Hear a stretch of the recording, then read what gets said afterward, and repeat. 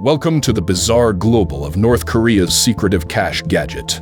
In this video, we're pulling back the curtain on how Kim Jong-un's regime continues coins flowing in one of the world's most remote international locations.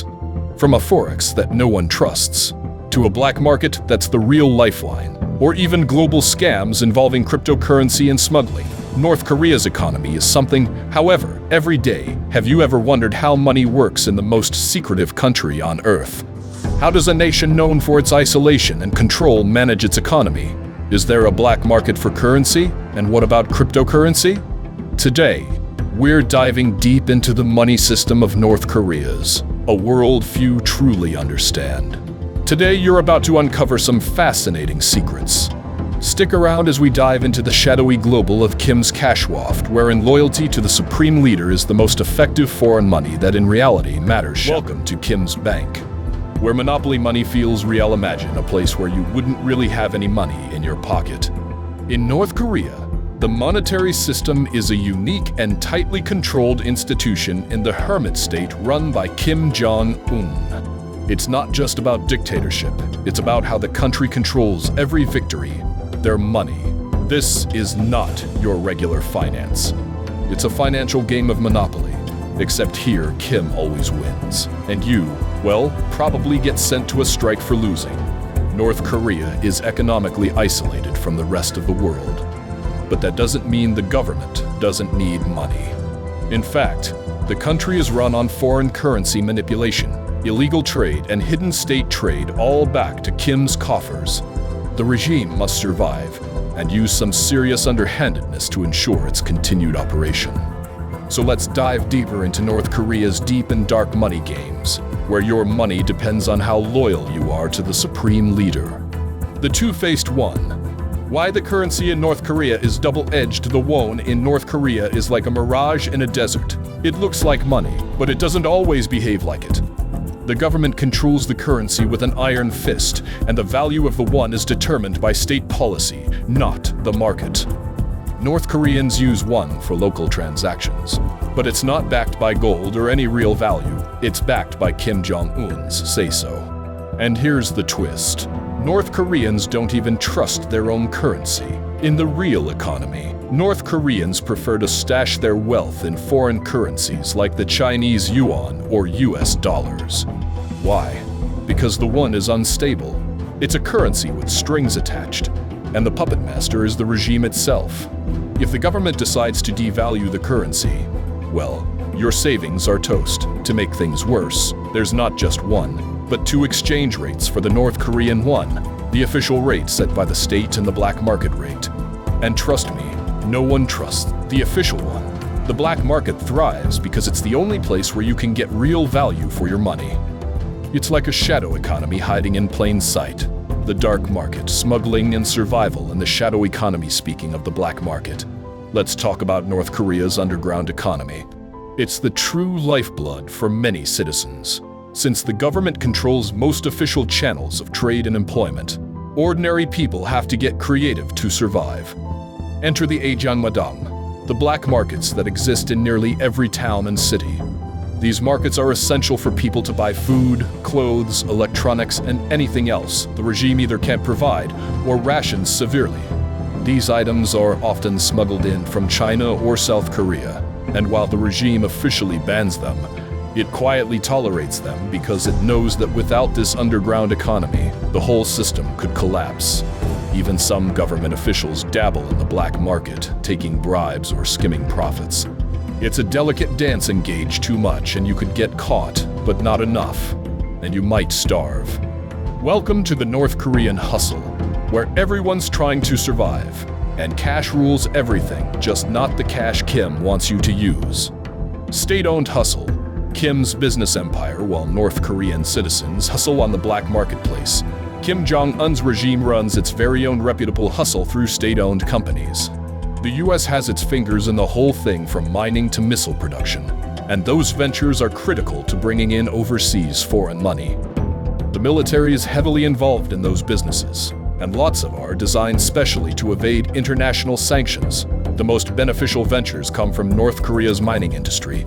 The US is wealthy in minerals like coal, iron, and rare earth metals. These assets are exported, frequently through unlawful channels, to China and different nations willing to skirt sanctions. The money generated doesn't visit improving the lives of regular North Koreans. It goes into the pockets of the elite or into investment the regime's guns applications. On pinnacle of this, North Korea is concerned in some definitely shady business. We're about counterfeit US greenbacks, drug manufacturing, and palm smuggling. These illegal operations pump millions into Kim's coffers.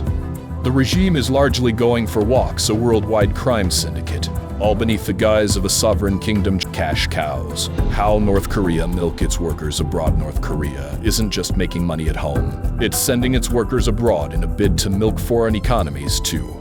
North Korean laborers are shipped off to countries like China, Russia, and even some Middle Eastern nations where they work in construction, factories, or even restaurants.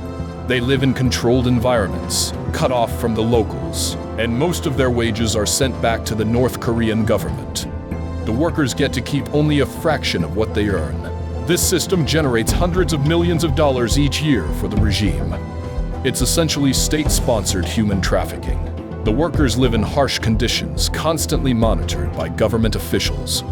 They can't escape because their families back home would face brutal punishment if they did. It's a twisted irony. North Korea, a country that claims to be self-reliant, survives by exploiting its citizens and turning them into commodities to be sold to the highest bidder. Where the money really goes, no permits observe the money and spot in which it found Chenwich Inchuant. Spoiler alert, no longer in the hands of the North Korean human beings. Instead, the cash flows immediately into Kim Jong-un's personal piggy bank and finances the lavish life of the elite in Pyongyang. Despite the US's extreme poverty, Kim lives in a global of opulence. We're talking personal islands, yachts, luxurious motors, and Swiss watches. The regime spends tens of millions on high-give-up items which can be smuggled in, defying global sanctions. Pyongyang's elite elegance enjoys luxuries like imported alcohol, dressmaker garments, and gourmet food, all at the same time as the average citizen struggles to get a bowl of rice. Kim also splurges on extravagant military parades and nuclear weapons packages, which feed billions of greenbacks. It's a weird juxtaposition. On one hand, you've got a kingdom continuously on the point of famine, and on the alternative, you have got a frontrunner who is constructing his very own model of Versailles. How North Korea dodges the world's economic blockades. International sanctions are supposed to cripple North Korea's economic blockades but the regime has gotten pretty good at done. Through a combination of black market deals, smuggling, and state-run businesses, North Korea finds ways to keep money flowing. One of the most notorious tactics is ship-to-ship transfers. North Korean ships meet with foreign vessels in international waters and exchange goods like coal and oil, bypassing sanctions. These sneaky maneuvers are difficult to track and even harder to stop.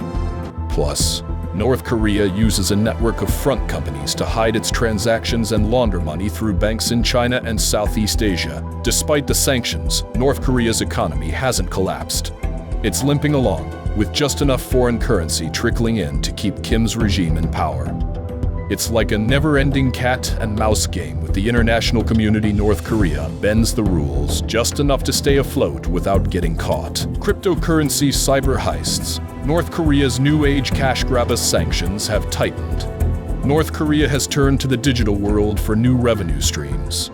Enter cryptocurrency. The regime has been involved in hacking operations to steal Bitcoin and other cryptocurrencies from exchanges around the world.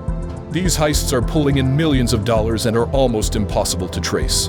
North Korea's notorious hacking group, the Lazarus Group, has been responsible for some of the largest cyber attacks in recent years, including the $81 million theft from the Bangladesh Central Bank. The regime uses this digital cash to fund its weapons programs and avoid sanctions. Kim Jong-un might be ruling a country stuck in the past, but when it comes to financial crime, his regime is firmly in the 21st century. They've become experts at using modern technology to fund their old-school dictatorship. Conclusion: Kim Jong-un's Money Machine, a comedy of cash. So, there you have it. The twisted, complicated, and darkly comic and tragic world of North Korea's money system. It's a place where the currency isn't trusted. The black market is the real market, and the regime is running a global scam to stay in power. Kim Jong-un is like a mob boss, controlling everything from smuggling rings to crypto heists, all while pretending to run a legitimate country. At the end of the day, the joke is on the North Korean people, who are trapped in this bizarre financial system, where their loyalty to Kim is the only currency that really matters. Kim's cash flow keeps him living in luxury while the rest of the country struggles to survive. It's a brutal, absurd reality, but hey, in Kim's North Korea, that's just business as usual.